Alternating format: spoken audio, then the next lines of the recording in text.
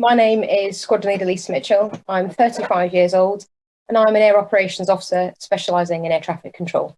Hi, I'm Melissa Young, age 50, and currently working in area radar at Swanwick as an air traffic controller. What exactly does your job entail? I am responsible for looking after safety management for all air traffic controllers and aerospace battle managers, flight operations officers as well. How many years have you both served, and what or who inspired you to join the Royal Air Force? I've now served 32 years in the RAF and was inspired by my mother, who was a telephonist before she had me. Another reason was that I wanted to see a bit more of the world, whether it's the UK or worldwide, and thought that would be a great way to do that. So I've served just under 17 years in the Royal Air Force, and there was two reasons for what inspired me to join. The first reason was my dad. He served in the Royal Air Force as an aircraft technician, and he only left about 18 months before I joined. And so the second reason was it was only once he had left the Air Force and I got to experience what life was like without it, I fully understood and appreciated how much I actually wanted to serve myself, and that's what inspired me to join. What would you say are your greatest achievements in the RAF so far? My greatest achievements in the RAF would have to be reaching the rank of warrant officer, I think. When I joined up, I couldn't even see myself reaching the rank of corporal, and it's amazing how the RAF develops you and inspires you and gives you the confidence to progress and keep developing yourself right throughout the career. Alongside this would have to be the success of the RAF 100 flypast, which I had a key role in for the planning for the anniversary of the RAF 100. I would probably have to say initially getting through the selection process to be an air traffic controller, and then going on to achieve the selection for commissioning officer. That was something that I had always aspired from a junior rank to try and achieve, but never really thinking I'd get there. And then more recently achieving the rank of squadron leader. And again, that was a huge aspiration that I can sit back now and look from being an AC or an LAC SAC thinking how far I've come in the time that I've been in the Air Force so far. What challenges have you faced or overcome, either in your RAF career or in your personal life?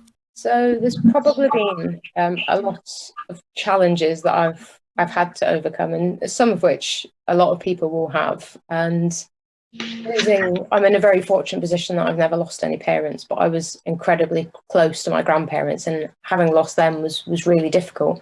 But I got an incredible amount of support from my line management and from the RAF that helped me deal with that on a personal level. It's made me strive to be the person that I am today.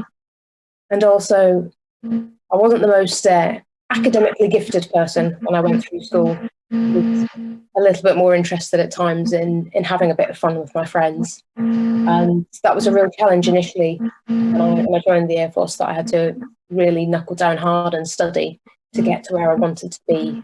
But I was given all the right tools, the right support, and the aspiration as well to do well, which meant I had to really focus on studies. And I think that was a real achievement in where I've been today.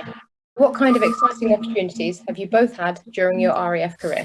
There's a couple for me. I think travelling with the royal family and all that entails when in the early part of my career was exciting and something very different, obviously really interesting.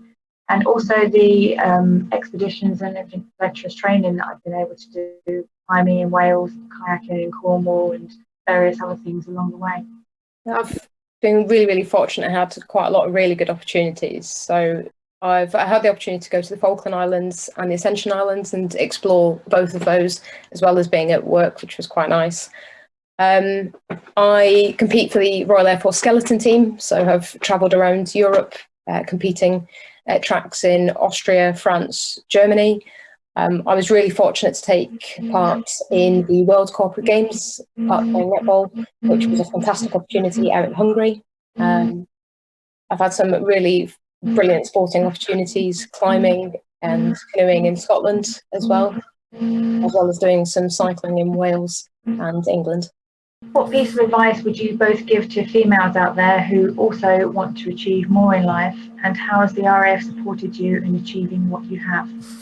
advice I would give to women who want to achieve more in life would be to think about the goals that you want to achieve and have a plan. It may change along the way as new opportunities open up to you, but it will give you a clearer path to where you want to be and make it more achievable.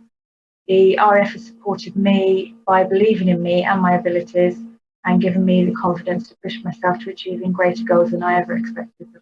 What's it like being a female in the RAF? Being a female in the RAF, it's given me a real unique opportunity to see how an employer can treat you completely as an equal.